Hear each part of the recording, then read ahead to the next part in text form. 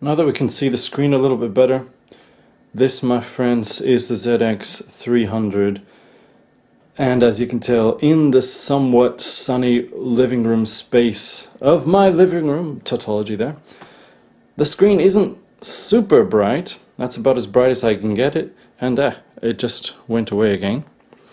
But the view angle is very good. Another thing I've found out that I don't like is that, just like all ZX products I've tried so far, there's a certain amount of hiss that I think, not only at its price point, at any price point to tell you the truth, at this point in time there shouldn't be. Now it's minimal. It's nothing like the original ZX2 or 1 or whatever that was, and it's about as much as whatever the most expensive gold one is, which is a great player, I think, except for the hiss. The slight amount of hiss. It's about like that, so it's perfectly acceptable. And otherwise, this thing is just beautiful. Check out this micro SD slot.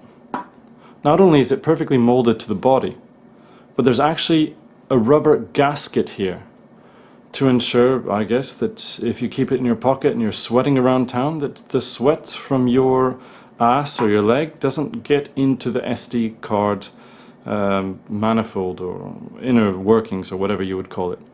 It's really good design. Probably came from their camera division or something like that, because it's the first time I've ever seen this sort of thing on a portable player of this price. This is really good design. It just pops right in there. It comes, strangely enough, with a small plastic seal that you can take off, in case you, I guess, are worried about scarring it. In fact, there's seals all over the place. This one, I'm not sure if the screen protector was installed originally, because I got this used, but there's a nice screen protector on it. And there's actually protectors around small plastic little seals, or whatever you call them, stickers, on top of the ports for the 4.4 and for the 3.5. And on the back is that beautiful slip-free surface, which I've already marred a bit with maybe, I don't know, pocket lint or something like that. But I can put it down on a glass table and it doesn't slide. Unlike my iPhone, of course, which is in a case, a quad lock case that I can put on my bicycle. This thing slides. The Sony, hardly. And as you can tell, it's slightly shorter than the iPhone SE, which means it's eminently pocketable, although it's a bit thicker. So take your pick on what you think is better, if it's slightly longer or slightly thicker. Hint hint, wink wink, say no more, whatever you would like. But so far I'm really enjoying how well it's put together, how easy it is generally to navigate. There's a couple of things I don't like, which is when you go to the screen, there are some sort of swipe navigations, but they're not always, especially say if you go to settings, you can't swipe back or use the other sort of gesture-based settings that you can while you're playing music. And I think that's kind of a shame for a touchscreen device. You have to go all the way down to this tiny little button, which is hard to hit when you are walking. But otherwise, selecting from songs, albums, genre, artist, etc. is pretty damn easy, to tell you the truth. And when you're playing something, you can go, you can go to sound settings quite easily. Can't get back, of course. And you can go to playback settings also quite easily, which is nice. Kind of a shame, at least for me, is, well, I speak and read Japanese. Of course, I speak and read Japanese as a foreigner, so many problems. But I cannot change the language of this bloody thing to English. This is 2018. The same bloody problem I had with Sony back in like 2004 and 2003 when I had their mini disc players and I think early Walkmans, or sorry, MP3 Walkmans. you couldn't for some bloody reason change the language to English or French or Swedish on a computer, you should be able to change the language of anything just very easily. Anyway, I will be getting into detail about this, both at Omimage with some RMAA results, as well as Headfonia in a full review, which I hope that everyone will be able to enjoy.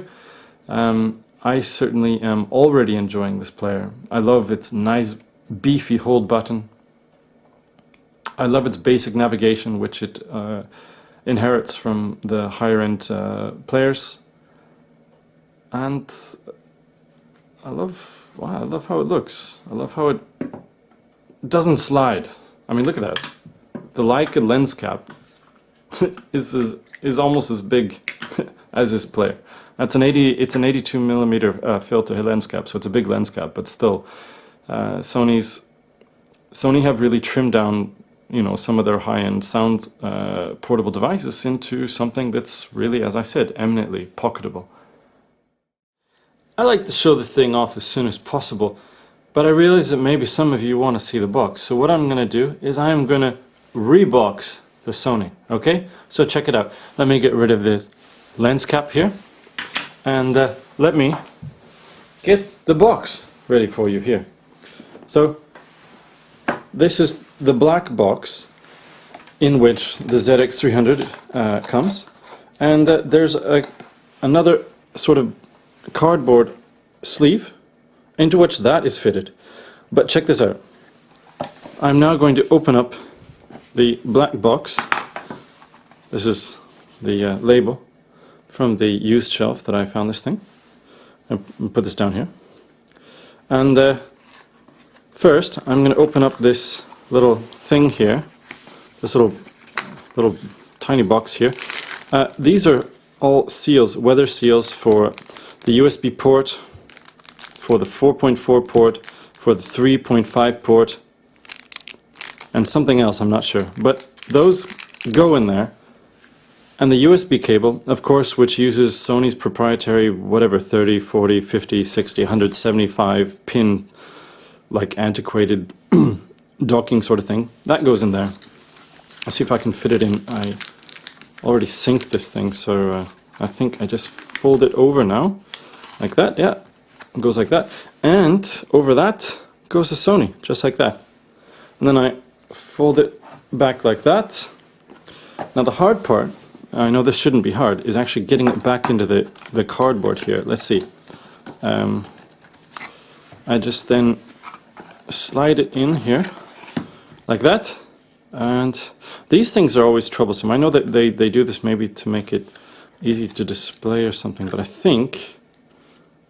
Oh no. Ah, okay. So I just slip this part into these two folds, and then papa, check that out. That is the Sony ZX300 box from earphone, where I end up purchasing too much stuff. They really should start paying me for being a crappy advertiser. You've heard it here, earphone first. Pay me for being a crappy advertiser. You're awesome. And here we are. Check it out.